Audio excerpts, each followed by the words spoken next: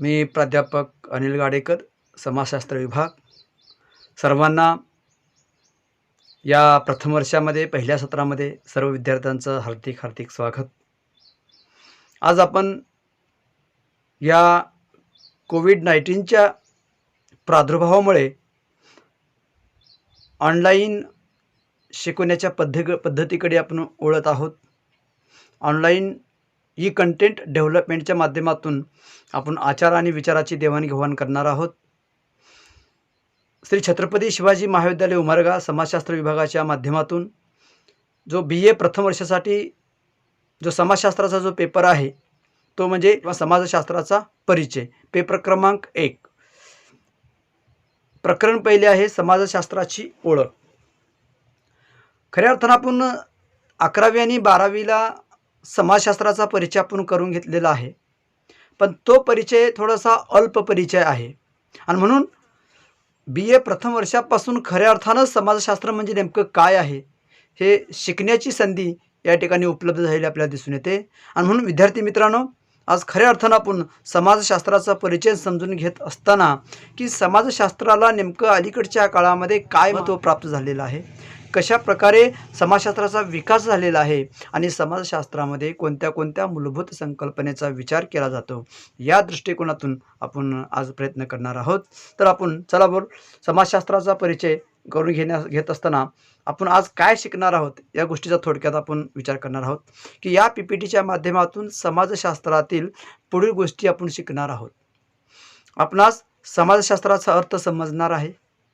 विविध विचारवंताच्या समाजशास्त्रीय व्याख्यांचा अभ्यास आपण करणार आहोत. समाजशास्त्राचा अभ्यास विषय नेमका काय आहे हे पण शिकता येणार आहे.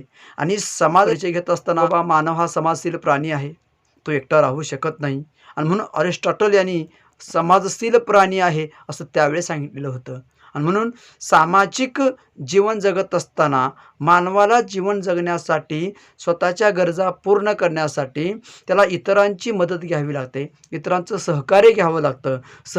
सहकार्याशिवाय, इतरांच्या सहानुभूतीशिवाय, इतरांच्या मदतीशिवाय कुठलाही व्यक्ती आपल्या स्वतःच्या गरजा पूर्ण करू शकत नाही. आणि म्हणून समाजशास्त्रामध्ये परिचय समजून घेत असताना की खऱ्या अर्थानं मानव हा कुठल्याही शास्त्राचा केंद्रबिंदू असतो आणि याच दृष्टिकोनातून समाजशास्त्रामध्ये समाजाचा अभ्यास करण्याचा प्रयत्न या ठिकाणी केला जातो. आणि म्हणून मानवाला आपल्या आवश्यकता पूर्ण करण्यासाठी आचार आणि विचारांची देवाणघेवाण करावी लागते आणि त्यातूनच सामाजिक संबंध निर्माण झालेले असतात आणि याच सामाजिक संबंधातून सामाजिक संबंधाचे जाळे तयार होत असतात. त्यालाच समाज असं म्हटलं जातं. या सामाजिक संबंधाच्या जाळ्यामध्ये किंवा या जाळ्याचा ज्या शास्त्रामध्ये शास्त्रीय आणि वास्तविक पद्धतीने अभ्यास केला जातो त्या शास्त्रास समाजशास्त्र असं म्हटलं जातं. म्हणजेच समाजशास्त्रात सामाजिक समूह, सामाजिक संस्था, सामाजिक संबंध, सामाजिक आंतरक्रिया, सामाजिक संरचना, सामाजिक व्यवस्था इत्यादी अनेक घटनांचा सखोल असा अभ्यास करण्याचा प्रयत्न केला जातो. आणि म्हणून समाजशास्त्राचा अधिक परिचय करून घेण्यासाठी आणि समाजशास्त्राचा अर्थ समजून घेण्यासाठी काही व्याख्या आपण विचारवंताच्या समजून घेणं गरजेचं वाटतं. आणि म्हणून आपण व्याख्येकडे वळूयात. समाजशास्त्राचा अर्थ व व्याख्या. समाजशास्त्र हा शब्द सर्वप्रथम ऑगस्ट कॉम्टे यांनी वापरला आहे. त्यांनी पॉझिटिव्ह फिलॉसॉफी या ग्रंथाच्या 4थ्या खंडात 1838 मध्ये समाजशास्त्र हा शब्द प्रयोगात आणला. म्हणून ऑगस्ट कॉम्टे यांना समाजशास्त्राचा जनक असं म्हटलं जातं. इंग्रजीमध्ये समाजशास्त्राला सोशिओलॉजी असं म्हणतात. आणि सोशिओलॉजी हा शब्द म्हणजे समाजशास्त्र हा शब्द लॅटिन भाषेतील सोशियस व ग्रीक भाषेतील लॉगस या 2 शब्दापासून बनला आहे. सोशियस म्हणजे सहचर, सोबती, सवंगडी असा त्याचा अर्थ होतो. तर लॉगोस म्हणजे उच्च कोटीचे ज्ञान किंवा शास्त्र असा अर्थ होतो. आणि म्हणून समाजशास्त्र हे सहचर, सोबती, सवंगडी किंवा समूहाचे अभ्यास करणारं शास्त्र म्हणजे समाजशास्त्र असं आपल्याला समाजशास्त्राचा थोडक्यात अर्थ आपल्याला सांगता येईल. आणि अधिक समाजशास्त्र समजून घेण्यासाठी आपल्याला काही विचारवंताच्या ज्या व्याख्या आहेत त्या व्याख्यांचा आपण या ठिकाणी आढावा घेणार आहोत. मॅक आयवर व पेज हे एक समाजशास्त्रज्ञ आहेत की त्यांनी म्हणतात बघा की समाजशास्त्र हे सामाजिक संबंधाचा अभ्यास करणारं शास्त्र आहे. बघा की समाजशास्त्र काय आहे की सामाजिक संबंधाचा अभ्यास करणारं शास्त्र आहे. म्हणजे काय आहे की आत्ताच आपण म्हटलं होतं की मानवाला आपल्या गरजा पूर्ण करण्यासाठी दुसऱ्या मानवाच्या संपर्कामध्ये यावं लागतं, म्हणजे त्याला सामाजिक संबंध प्रस्थापित करावे लागतात. तेव्हा या सामाजिक संबंधाचा शास्त्रीय पद्धतीनं अभ्यास ज्या शास्त्रामध्ये केलं जातं त्याला आपण समाजशास्त्र असं या ठिकाणी म्हणता येईल. त्याचप्रमाणे हॅरी जॉन्सन म्हणतात की समाजशास्त्र हे सामाजिक समूहासंबंधीचे शास्त्र आहे. बघा की मानव हा एकटा राहू शकत नाही, बरोबर आहे ना. मग त्याला सोबत असावी लागते, मैत्री त्याला करावी लागते, त्याला समूह तयार करावा लागतो. जसं आता कुटुंब असेल, कुटुंबाचा एक समूह बनत असतो, मित्रांचा एक समूह असतो आणि या समूहाच्या माध्यमातून वेगवेगळ्या प्रकारच्या आंतरक्रिया करत असतात, आचार आणि विचार देवाणघेवाण करत असतात आणि त्यातूनच खऱ्या अर्थानं सामाजिक संबंध प्रस्थापित होत असतात. म्हणून हॅरी जॉन्सनचं असं मत आहे की समाजशास्त्र काय आहे की सामाजिक समूहाचा अभ्यास करणारं शास्त्र म्हणजे समाजशास्त्र आहे. त्याच्यानंतर एक अत्यंत थोर समाजशास्त्रज्ञ आहे, तो जर्मन समाजशास्त्रज्ञ आहे मॅक्स वेबर. मॅक्स वेबर यांचं असं मत आहे की सामाजिक क्रियांचे अर्थ निर्वचनात्मक आकलन करण्याचा प्रयत्न करणारे शास्त्र म्हणजे समाजशास्त्र होय. आता बघा खूप सुंदर त्यांनी व्याख्या केलेली आहे की सामाजिक क्रियांचा अर्थ निर्वचनात्मक आकलन करण्याचा प्रयत्न करणारे शास्त्र म्हणजे समाजशास्त्र.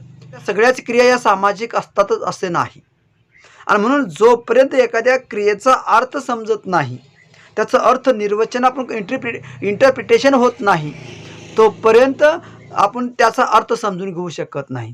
आणि म्हणून समाजशास्त्राचं काम काय आहे की ज्या सामाजिक क्रिया समाजामध्ये घडत असतात त्या क्रियांचं अर्थ निर्वचन, तो अर्थ समजून घेऊन त्याला अर्थ प्राप्त करून देण्याचं काम खऱ्या अर्थानं समाजशास्त्र करावं किंवा समाजशास्त्र करणं गरजेचं आहे असं त्यांना म्हणायचं आहे. आणि म्हणून सामाजिक क्रियांचे अर्थ निर्वचनात्मक आकलनाचा प्रयत्न करणारे शास्त्र म्हणजे समाजशास्त्र होय. तर पुढची व्याख्या अशी आहे, हार्टन आणि हंट असं म्हणतात की मानवी सामाजिक जीवनाचा शास्त्रीय पद्धतीने केलेला अभ्यास म्हणजे समाजशास्त्र होय. बघा, मानवी सामाजिक जीवनाचा की मानवाला सामाजिक जीवन जगण्यासाठी अनेक गोष्टींची त्याला मदत हवी असते, खूप खूप त्याला धडपड करावी लागत असते. मग तो धडपड करत असताना कुठल्या क्रियाकलाप करत असतो, कुठले तो कार्य करत असतो, कशा प्रकारे तो जीवन जगत असतो, या सगळ्या जीवन जगण्याच्या पद्धतीचा शास्त्रीय पद्धतीनं ज्या शास्त्रामध्ये अभ्यास केला जातो त्याला आपण समाजशास्त्र असं या ठिकाणी म्हटलं गेलेलं आहे. की वरील व्याख्येचा ज्यावेळेस आपण बारकाईने विचार केल्याच्या नंतर काही अर्थछटा समोर येतात, काही शब्द आपल्याला समोर येतात आणि त्याच अर्थछटा, त्याच काही गोष्टी समाजशास्त्राचा अभ्यास विषय स्पष्ट करण्यासाठी मदत होत असते. आणि म्हणून या PPTमध्ये आपल्याला समाजशास्त्राचा अर्थ समजून घ्यायचा होता, समाजशास्त्राची व्याख्या आपण समजून घेण्याचा प्रयत्न केलेला आहे आणि आता नंतर आपण लगेच काय करणार आहोत, समाजशास्त्राचा जो अभ्यास विषय आहे म्हणजे समाजशास्त्राचा आवाका किती आहे, कोणत्या कोणत्या गोष्टीचा अभ्यास समाजशास्त्रामध्ये होतो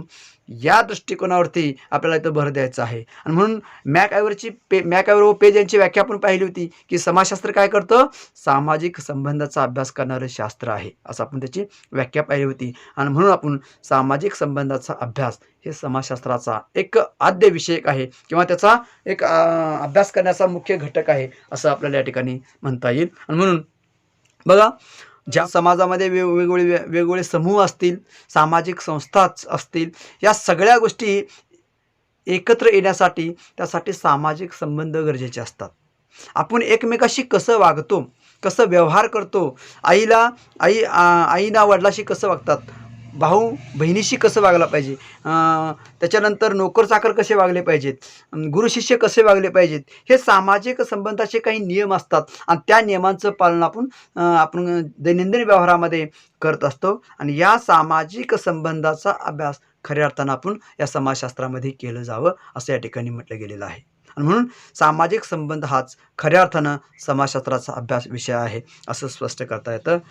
त्याच्यानंतर दुसरं आहे सामाजिक समूहाचा अभ्यास. बघा, सामाजिक समूह नेमकं काय आहे की आपण हॅरी जॉन्सनची व्याख्या पाहिली होती की त्याने असं म्हटलं होतं की समाजशास्त्र हे सामाजिक समूहाशी संबंधित असणारे शास्त्र आहे. म्हणजेच सामाजिक समूहाचा अभ्यास करणारं शास्त्र म्हणजे समाजशास्त्र होय. जेव्हा दोनपेक्षा अधिक व्यक्ती एकत्र येतात तेव्हा त्यांच्यामध्ये समूह तयार होत असतो. मग सामाजिक समूह म्हणजे नेमकं काय आहे? सामाजिक समूहाचा अर्थ काय आहे? सामाजिक समूहाचे प्रकार कोणते आहेत? समाजामध्ये काय महत्त्व आहे? या सगळ्या दृष्टिकोनातून वस्तुनिष्ठ अध्ययन करण्याचं काम समाजशास्त्रामध्ये केलं जातं. जेव्हा 2 पेक्षा अधिक व्यक्ती एकत्र येतात, आपल्या उद्देशांची पूर्तता करतात आणि एकमेकावरती प्रभाव टाकतात, तेव्हा सामाजिक समूह तयार होत असतो. आता मग या सामाजिक समूहामध्ये एकपेक्षा अधिक व्यक्ती किती असले पाहिजेत?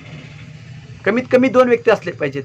2 पेक्षा कितीही व्यक्ती सामाजिक समूहामध्ये तयार होत असतात आणि या सामाजिक वेगवेगळ्या प्रकारचे सामाजिक समूह, कुटुंब असेल, धर्म असेल, विवाह असतील, अ, वेगवेगळे संस्था असतील, या सगळ्या सामाजिक संस्था आहेत किंवा सामाजिक समूह आहेत. मग या समूहाचा समाजशास्त्रामध्ये वास्तविक असं अध्ययन करण्याचं काम केलं जातं आणि म्हणून सामाजिक समूहाचा अभ्यास करणं हे सुद्धा एक समाजशास्त्राचं कर्तव्य आहे, समाजशास्त्राचा अभ्यास विषय आहे, असं आपल्याला या ठिकाणी म्हणता येईल. त्याच्यानंतर सामाजिक संरचनेचा अभ्यास. बघा, जे सामाजिक संरचनेचा प्रत्येक घटनेला, प्रत्येक वस्तूला कुठली ना कुठल्या प्रकारची संरचना असते, बरोबर ना? जसं मानवी शरीराचं आपण उदाहरण घेऊयात, की मानवी शरीर हे हात, पाय, नाक, कान, डोळे अशा अनेक अवयव एकत्र येऊन काय होलेलं आहे, की मानवाची किंवा मानवी शरीराची संरचना बनलेली आपल्याला दिसते. मग त्याचप्रमाणे समाजरूपी शरीराची सुद्धा संरचना तयार झालेली आपल्याला दिसते. मग त्याच्यामध्ये अनेक घटक आहेत, अनेक घटक आणि उपघटक एकत्रित आलेले असतात. त्याच्यामध्ये दर्जा असेल, भूमिका असेल, समूह असेल, मूल्य असतील, प्रमाणके असतील. या दर्जा, भूमिका, प्रमाणके, मूल्ये या 4 घटकाच्या माध्यमातून ज्यावेळेस ते एकत्रित येतात आणि परस्पर संबंधित होतात आणि परस्परावलंबी होतात, त्यातून समाजाची संरचना निर्माण होत असते. मग सामाजिक संरचना म्हणजे नेमकं काय आहे? मग सामाजिक संरचनेचे घटक कोणते आहेत? मग सामाजिक संरचनेचे घटक ही संरचना टिकवण्यासाठी कशा प्रकारचं कार्य करत असते? मग संरचना नेमकं समजून घेण्यासाठी आपल्याला कोणत्या गोष्टींचा अभ्यास करणं गरजेचं आहे? याचं वास्तविक अध्ययन करण्याचं काम समाजशास्त्रामध्ये केलं जातं. मग समाजशास्त्रज्ञ काय म्हणतात, की मानवी शरीर आणि मानवी समाज याची तुलना करून समाज समजून घेण्याचा प्रयत्न त्या ठिकाणी केलेला आपल्याला दिसतात. जसं की बाबा एखादं नुसतं घर आहे. नुसतं घर म्हणजे काय? नुसतं दगड, माती, गोटे म्हणजे घर होतं का? होत नाही. की त्याची सिस्टीम सगळ्या विटा असतील, दगड असतील, सिमेंट असेल, वाळू असेल, या सगळ्यांचे व्यवस्थितरित्या मिश्रण करून क्रमबद्ध पद्धतीने त्याची मांडणी केली पाहिजे. तरच त्या घराला एक संरचना आकार प्राप्त होत असतो. मग त्याच प्रकारे समाजरूपी संरचनेमध्ये दर्जा, भूमिका, प्रमाणके, मूल्ये हे 4 आधारस्तंभ आहेत आणि याच्या आधारे खऱ्या अर्थानं सामाजिक संरचना उदयास येत असते. आणि म्हणून सामाजिक संरचना म्हणजे काय? त्याचे अर्थ, त्याची व्याख्या, त्याचे स्वरूप, त्याचे घटक या सगळ्या गोष्टींचा विचार या ठिकाणी समाजशास्त्रामध्ये केला जातो आणि म्हणून हा सुद्धा एक समाजशास्त्राचा महत्त्वपूर्ण अभ्यास विषय असं या ठिकाणी आपल्याला सांगता येईल. त्याच्यानंतर पुढची जो अभ्यास विषय आहे तो म्हणजे सामाजिक व्यवस्थेचा अभ्यास. बघा, जसं समाज ही एक सामाजिक व्यवस्था आहे. सामाजिक व्यवस्था म्हणजे कसं आहे, की ज्यावेळेस एखाद्या कार्यक्रमाला आपण गेल्याच्या नंतर लक्षात येतं, की म्हणतो की बाबा त्या कार्यक्रमामध्ये व्यवस्था खूप चांगली झालेली आहे. म्हणजे व्यवस्था याचा अर्थ काय आहे? सिस्टमॅटिकपणा. व्यवस्था म्हणजे काय? सिस्टम. मग समाजामध्ये सुद्धा एक व्यवस्था आहे, सिस्टमॅटिकपणा त्याच्यामध्ये येत असतात. आताच आपण पाहिलं की संरचनेमध्ये जे घटक एकत्र आलेले असतात, मग ते सामाजिक संरचनेचे घटक ज्यावेळेस एकत्र येतात, एकत्र आल्याच्या नंतर ते घटक शांत बसत नाही आहेत. मग ते काय करतात? ती समाजाची संरचना टिकून ठेवण्यासाठी आपल्याला जे काही काम सोपवून दिलेलं आहे ते काम प्रामाणिकपणे पूर्ण करण्याचं काम करतात, योगदान देण्याचं काम करतात. तेव्हा ती देण्याची जी काही सिस्टम तयार होत असते किंवा देण्याची जी काही एक संघटन तयार होतं, त्या संघटनेलाच आपण व्यवस्था असं या ठिकाणी म्हटलं गेलेलं आहे. जसं की बाबा आता उदाहरणार्थ आपण जेवण करत असताना आपल्या तोंडामध्ये घास जातो. तो घास चावत असताना एवढं चावत असतो तरीसुद्धा आपली जीभ दाताखाली येत नाही. का येत नाही? तशा प्रकारची व्यवस्था, तशा प्रकारची सिस्टम आपल्या इथं तयार झालेली असते. ज्यावेळेस आपलं दुर्लक्ष होतं त्यावेळेस आपली जीभ दाताखाली येऊ शकते, परंतु सहजासहजी ती व्यवस्था तशी असल्यामुळे ते येऊ शकत नाही. आणि म्हणून आपण ज्याप्रमाणे शरीरामध्ये नाक आहे, डोळे आहेत, डोळे पाहण्याचं काम करतात, नाक श्वास घेण्याचं काम करतं, तोंड जेवण्याचं काम करतं, कानं ऐकण्याचं काम करतात. हे संरचनेचे घटक आहेत. हे घटक काय करतात, संरचना टिकून ठेवण्यासाठी ज्यावेळेस प्रयत्न करतात तेव्हा त्याचं रूपांतर सामाजिक व्यवस्थेमध्ये व्हायला लागतं. आलं लक्षात. आणि म्हणून या सामाजिक व्यवस्था म्हणजे समाज व्यवस्था टिकवण्यासाठी आहेत अनेक सामाजिक संस्था आहेत. मग या सामाजिक संस्था काय करतात की या समाजाच्या गरजा पूर्ण करण्याचं काम करत असतात. आणि गरजा पूर्ण करत असताना मग ती गरजा पूर्ण करत असताना त्याचं रूपांतर, समाजाचं रूपांतर हे सामाजिक व्यवस्थेमध्ये होत असतं. आणि म्हणून सामाजिक व्यवस्थेच्या काही गरजा असतात आणि त्या गरजा पूर्ण केल्यानंतरच खऱ्या अर्थानं ती व्यवस्था, ती सिस्टम व्यवस्थित असते. जर उदाहरणार्थ आपलं जर पोटाचा प्रश्न निर्माण होतो कधी होतो की ज्यावेळेस आपलं पचनक्रिया व्यवस्थित असेल, पचन संस्था, पचन व्यवस्था. त्याचप्रमाणे समाजामध्ये सुद्धा सामाजिक संस्था, कुटुंब असेल, विवाह असेल, धर्म असेल, या सगळ्या संस्था जर सिस्टमॅटिकपणे जर काम करत असतील, आपापल्या परीने योग्य जर काम करत असेल तर समाजाची व्यवस्था टिकून राहत असते. आपण म्हणतो बघा कधी-कधी की सगळं सिस्टमचा दोष आहे. हो, सिस्टमचा दोष का होतो की ह्या सिस्टममधले जे काही घटक आहेत ना, तर व्यवस्थितरित्या प्रामाणिकपणे जर काम करत नसतील तर सिस्टम हे बिघडू शकते. आणि म्हणून सामाजिक व्यवस्थेचा सुद्धा एक वास्तविक पद्धतीनं, शास्त्रीय पद्धतीनं अभ्यास करण्याचं काम ज्या शास्त्रामध्ये केलं जातं त्याला आपण समाजशास्त्र असं या ठिकाणी म्हटलं गेलेलं आहे. आणि म्हणून सामाजिक व्यवस्थेचा अभ्यास हा सुद्धा समाजशास्त्राचा एक महत्त्वपूर्ण अभ्यास आहे. त्याच्यानंतर सामाजिक समस्येचा अभ्यास. समाजशास्त्र हे सामाजिक समस्यांचा अभ्यास करणारं शास्त्र आहे असं आपण म्हटलं गेलेलं आहे. का की जिथं समाज आहे तिथं समस्या आहेत.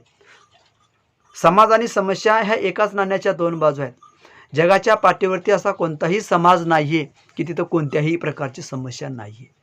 आणि म्हणून या समाजाला समजून घेत असताना समस्येचा सुद्धा अभ्यास करणं समाजशास्त्राचं आद्य कर्तव्य आहे.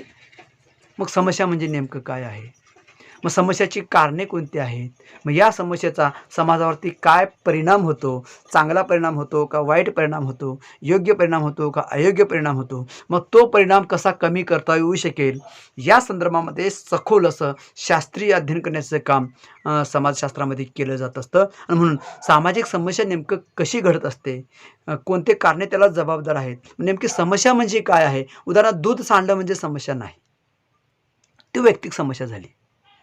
बस चुकणं वैयक्तिक समस्या झाली. आपल्या हातातून ग्लास फुटणं हे वैयक्तिक समस्या झाली. त्याला आपण सामाजिक समस्या म्हणता येत नाही. मग सामाजिक समस्या नेमकी काय आहे की जेव्हा बहुतांश लोकांना असं वाटतं की बाबा या परिस्थितीमध्ये काहीतरी सुधारणा झाली पाहिजे, असं बहुतांश लोकांना वाटलं पाहिजे की या परिस्थितीमध्ये सुधारणा झालं पाहिजे, त्याला आपण सामाजिक समस्या म्हणता येईल. उदाहरणार्थ की आजची जी कोरोना व्हायरसचं जो प्रमाण वाढत आहे दिवसेंदिवस, कोरोना विषाणू, ही कोरोना विषाणू निर्माण झाल्यामुळे ही एक सामाजिक समस्या आहे. का की ही एखाद्या व्यक्तीला भेडसावत आहे का, नाही, बहुतांश लोकांना ही भेडसावत आहेत आणि त्यामुळं ही सामाजिक समस्या ठरत असते. आणि बहुतांश लोक काय करतात की याच्यावरती विचारमंथन करतात की बाबा याच्यावरती काहीतरी उपाय निघणं गरजेचं आहे, समाजात जिवंत राहणं गरजेचं आहे. अशा प्रकारची भावना बहुतांश लोकांना वाटते. त्यावेळेस त्या परिस्थितीला सामाजिक समस्या असं म्हणता येईल. आणि म्हणून समाजशास्त्रामध्ये सामाजिक समस्येचा अभ्यास करत असताना सामाजिक समस्या म्हणजे काय, त्याची कारणे, त्याचे परिणाम, त्याच्यावरती उपाय, या सगळ्या गोष्टीचा अभ्यास समाजशास्त्रामध्ये केला जातो. म्हणून हा सुद्धा एक समाजशास्त्राचा अभ्यास विषय आहे असं आपल्याला सांगता येईल. त्याच्यानंतर पुढचा मुद्दा आहे सामाजिक परिवर्तनाचा अभ्यास. बघा, परिवर्तन हा निसर्गाचा नियम आहे, परिवर्तनाला कुणीही रोखू शकत नाही. पूर्वज म्हणतात की बाबा आमच्या काळामध्ये असं नव्हतं, आमच्या काळामध्ये असं नव्हतं, याचा अर्थ त्याला काय, परिवर्तन सांगायचं आहे. म्हणजे समाजामध्ये परिवर्तन होत आहे. मग सामाजिक परिवर्तन समजून घेत असताना समाजशास्त्रज्ञांनी काय करतात की सामाजिक परिवर्तन म्हणजे काय आहे, सामाजिक परिवर्तन होण्यासाठी कोणते घटक जबाबदार आहेत, कोणत्या घटकामध्ये सामाजिक परिवर्तन घडून आलेलं आहे. आणि आता उदाहरण झालं आपण कुटुंब संस्था म्हणतो. पूर्वी संयुक्त कुटुंब पद्धती होती, आज आपण विभक्त कुटुंब पद्धती पाहतो. पूर्वी असं मानलं जातं की बाबा पती पत्नीचे नातं हे स्वर्गातून बांधलं जातं असं म्हटलं जातं. पण आता तसं नाही, विवाह संस्थामध्ये बदल झालेला आहे. त्याच्यानंतर कुटुंब संस्थेमध्ये बदल झालेला आहे, शिक्षण संस्थेमध्ये आता बदल झाला. हा परिवर्तन आहे की पूर्वी आपण डायरेक्ट आपण शिकवत होतो, परंतु काही कारणामुळे आपण इनडायरेक्ट शिक्षण पद्धतीमध्ये येत असताना आपल्याला दिसून येतो. हा सुद्धा एक परिवर्तनाचा भाग आहे. आणि म्हणून सामाजिक परिवर्तन म्हणजे काय आहे, तर समाजाच्या संरचनेमध्ये झालेला बदल म्हणजे सामाजिक परिवर्तन. ज्यावेळेस ज्या समाजाची संरचना जी स्ट्रक्चर आहे, या स्ट्रक्चरमध्ये किंवा या संरचनेमध्ये मूलभूत अर्थाने ज्यावेळेस परिवर्तन व्हायला लागतं, त्याला आपण सामाजिक बदल असं या ठिकाणी म्हटलं गेलेलं आहे. आणि म्हणून या सामाजिक परिवर्तनाचा वस्तुनिष्ठ आणि शास्त्रीय पद्धतीनं अभ्यास करणं हे समाजशास्त्राचं एक महत्त्वपूर्ण कर्तव्य आहे. हा एक समाजशास्त्राचा अभ्यास विषय आपल्याला या ठिकाणी सांगता येतो. म्हणजे सामाजिक संबंधामध्ये झालेला बदल आहे, सामाजिक संस्थेमध्ये झालेला बदल आहे, सामाजिक संरचनेमध्ये सुद्धा बदल होऊ शकतो. या सगळ्याचा अभ्यास सामाजिक परिवर्तनामध्ये येतो. आणि म्हणून हा सुद्धा एक समाजशास्त्राचा अभ्यास विषय आहे असं आपल्याला या ठिकाणी सांगता येईल. त्याच्यानंतर पुढचा मुद्दा आपल्याला घेता येतो समाज संस्थेचा अभ्यास. बघा, सामाजिक संस्था, समाजामध्ये साधारणतः मूलभूत 7 संस्था आहेत. एक आहे कुटुंब, दुसरा आहे धर्म, तिसरा आहे शिक्षण, चौथा आहे राज्य, पाचवा आहे आणि 6वा आहे अर्थसंस्था आणि 7वा आहे जाती संस्था. या मूलभूत 7 संस्था आहेत आणि या 7 संस्थाच खऱ्या अर्थानं सामाजिक संरचना आणि सामाजिक व्यवस्था निर्माण करण्याचं काम करत असतात. आणि म्हणून मग माणसांचं जीवनच या सामाजिक संस्थांच्या अंतर्गत या ठिकाणी तयार होत असतं. मग सामाजिक संस्था म्हणजे नेमकं काय आहेत, सामाजिक संस्थेची निर्मिती कशा प्रकारे होत असते, सामाजिक संस्थेचं स्वरूप कसं आहे, सामाजिक संस्थेचे प्रकार कोणते आहेत, मग सामाजिक संस्था का निर्माण झाल्या, त्याची काय गरज भासायला लागली, या सगळ्या दृष्टिकोनातून समाजशास्त्रामध्ये सामाजिक संस्थेच्या माध्यमातून अभ्यास करण्याचा प्रयत्न केला जातो. मानवाच्या आणि मानवी समाजाच्या काही मूलभूत गरजा असतात, मानवाच्या आणि मानवी समाजाच्या काही मूलभूत गरजा असतात आणि त्या गरजा पूर्ण करण्याचं काम या सामाजिक संस्था करत असतात. आणि म्हणून समाज जिवंत ठेवायचा असेल तर सामाजिक संस्था जिवंत असल्या पाहिजेत.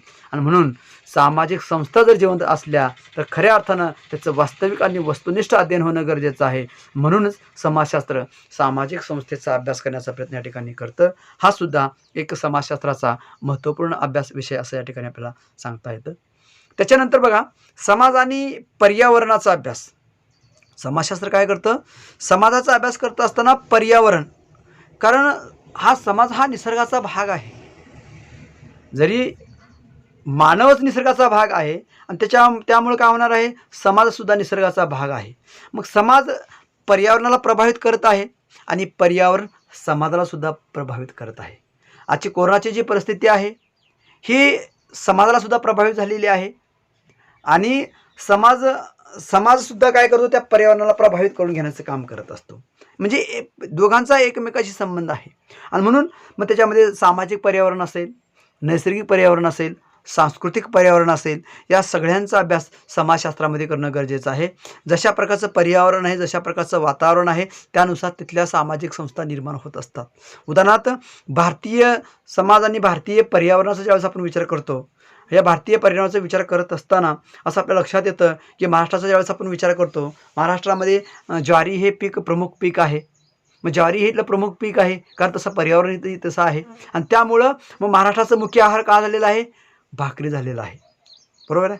ज्यावेळेस आपण आंध्र प्रदेशाचा विचार करतो, कोकणाचा विचार करतो, त्या ठिकाणी आंध्र प्रदेशामध्ये प्रचंड मोठ्या प्रमाणामध्ये भाताचं आणि गव्हाचं उत्पादन जास्त होतं, त्याच्यामुळे त्याचा मुख्य आहार गहू आणि भात आहे. ज्यावेळेस आपण कोकणाचा विचार करतो त्या ठिकाणी भात आणि माशाचा प्रमुख आहार आहे. म्हणजे जसं वातावरण आहे, जसं पर्यावरण आहे, तसं समाज घडत असतो. आणि म्हणून दोघांचा सहसंबंधाचा अभ्याससुद्धा समाजशास्त्रामध्ये करणं गरजेचं आहे. आणि म्हणून हा सुद्धा समाजशास्त्राचा अभ्यास विषय आहे असं आपल्याला या ठिकाणी म्हणता येईल. त्याच्यानंतर सामाजिक प्रक्रियेचा अभ्यास. बघा, समाज एक संरचना आहे, समाज एक व्यवस्था आहे, समाज एक सामाजिक संस्था आहे असं आपण म्हटलं गेलेलं आहे. मग या समाजामध्ये अनेक प्रकारच्या घटना, क्रिया, प्रक्रिया घडत असतात. साधारणतः समाजामध्ये 2 प्रक्रिया घडतात. त्या 2 प्रक्रिया म्हणजे कसं आहे, एक संघटनात्मक प्रक्रिया आहे आणि दुसरी विघटनात्मक प्रक्रिया आहे. की ज्या प्रक्रियेच्या माध्यमातून समाजामध्ये संघटन निर्माण होतं, ज्या प्रक्रियेच्या माध्यमातून समाजव्यवस्थेमध्ये प्रेम, आपुलकी, जिव्हाळा निर्माण होते, समाज जोडण्याचा प्रयत्न केला जातो, त्याला आपण संघटनात्मक प्रक्रिया असं म्हटलं गेलेलं आहे. उदाहरणार्थ संमेलन असेल, सहकार्य असेल, ॲडजस्टमेंट असेल, तडजोड करण्याची भावना असेल, मग यातून काय होतं, सामाजिक संघटन निर्माण होण्याचं काम करत असतं. त्याचबरोबर जसं सामाजिक संघटनाची प्रक्रिया घडत असते, त्याचप्रकारे समाजामध्ये विघटनाची सुद्धा प्रक्रिया घडत असते. मग त्याच्यामध्ये स्पर्धा असतील, संघर्ष असेल, भांडणं असतील, अनेक प्रकारचे मतभेद असतील, अनेक प्रकारच्या क्रियाकलाप असतील. अशा यामुळं काय होतं, समाजामध्ये एक उद्रेक निर्माण होतो. अनेक प्रकारच्या संघटना, अनेक प्रकारचे जातीय भावना असतील, अनेक प्रकारचे मोर्चे असतील, अनेक प्रकारचे मेळावे असतील. यातून काय होतं, कधी-कधी समाजाला संघटनही प्राप्त होतं आणि कधी-कधी समाजाला विघटनसुद्धा होऊ शकतं. आणि म्हणून याचाही प्रभाव समाजावरती होत असतो. आणि म्हणून समाजशास्त्रामध्ये सामाजिक या प्रक्रियेचा सुद्धा अभ्यास करणं गरजेचं आहे. आणि म्हणून हा सुद्धा समाजशास्त्राचा अभ्यास विषय आहे. त्याच्यानंतर आहे मानवी सामाजिक जीवनाचा अभ्यास, की मानवाला सामाजिक जीवन जगावं लागतं. मग मानवी सामाजिक जीवनाचा अभ्यास करत असताना तो व्यक्ती इतरांशी व्यवहार करण्याचा प्रयत्न करत असतो, आपल्या गरजा भागवण्याचा प्रयत्न करत असतो. मग तो कसं करत असतो, एखादी वस्तू त्याला देत असतो, त्याला त्याच्याकडून आपण घेत असतो. उदाहरणार्थ सांगायचं म्हणलं तर बघा, सामाजिक जीवन कसं जगतो, की एखादा व्यक्ती आजारी असेल तर त्याला आपण भेटण्यासाठी काय करतो, त्याला हॉस्पिटलमध्ये जातो. मग हॉस्पिटलमध्ये जात असताना आपण रिकामं जातो का? नाही, काहीतरी त्याला खाण्यासाठी घेऊन जात असतो. ही भावना त्याच्यामध्ये. मग असं गेल्यानंतर काय होतं, की त्याला एक प्रकारची सहानुभूती भेटते, त्याला प्रकारचं एक धीर भेटतं, की बाबा मला भेटायला कोणीतरी येत आहेत. हे एक सामाजिक जीवन जगण्याची एक पद्धत आहे. म्हणजे एकमेकांना समजून घेण्याची जी पद्धत आहे, ही खऱ्या अर्थानं हे मानव प्राण्यामध्ये आपल्याला पाहण्यास मिळत असते. ज्यावेळेस एखादा कार्यक्रम असेल, त्या कार्यक्रमामध्ये आपण काय करत असतो, की त्यांनी असं घे म्हणत नाही आहेत, एखादी वस्तू आपल्याला गिफ्ट घ्या म्हणत नाही आहेत, परंतु आपण कर्तव्य म्हणून काय करतो, की आपल्या परीने जेवढं शक्य आहे ती गोष्ट त्याला आपण गिफ्ट म्हणून देत असतो. आणि तोच व्यक्ती काय करतो, आपल्या ज्यावेळेस एखादा प्रसंग असेल, आपला एखादा कार्यक्रम असेल, तर एखाद्या कार्यक्रमामध्ये तो सुद्धा न सांगता आपल्या कार्यक्रमाला उपस्थिती नोंदवतो आणि आपल्याशी जीवन जगण्याचा प्रयत्न या ठिकाणी करत असतो. म्हणजे अशा प्रकारचे सामाजिक जीवन जगत असताना ज्या महत्त्वपूर्ण गोष्टी असतात, या महत्त्वपूर्ण गोष्टीचा विचार करून समाजामध्ये मानव व्यवहार करत असतो. आणि म्हणून मानवी सामाजिक जीवनाचा सुद्धा खऱ्या अर्थानं वास्तविक पद्धतीने अभ्यास करण्याचं काम या समाजशास्त्रामध्ये केलं जातं. अशा प्रकारे आपण समाजशास्त्राचा अभ्यासविषय आपण समजून घेतलेला आहे. त्या व्हिडिओच्या माध्यमातून आपण केलेला आहे. या ठिकाणी हा थोडक्यात आपण समाजशास्त्राचा परिचय झालेला आहे असं म्हणायला काही हरकत नाही. ठीक आहे, आपण इथे थांबूयात. धन्यवाद.